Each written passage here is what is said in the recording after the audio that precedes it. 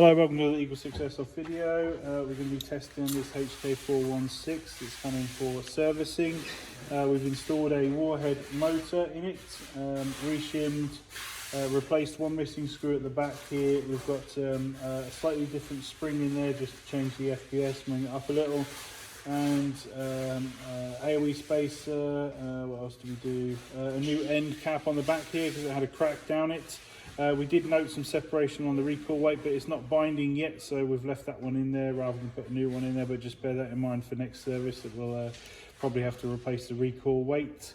And then obviously just put it all back together again and test it. So hopefully this is all good and Loctited and everything's all ready to go, but we'll just test it now.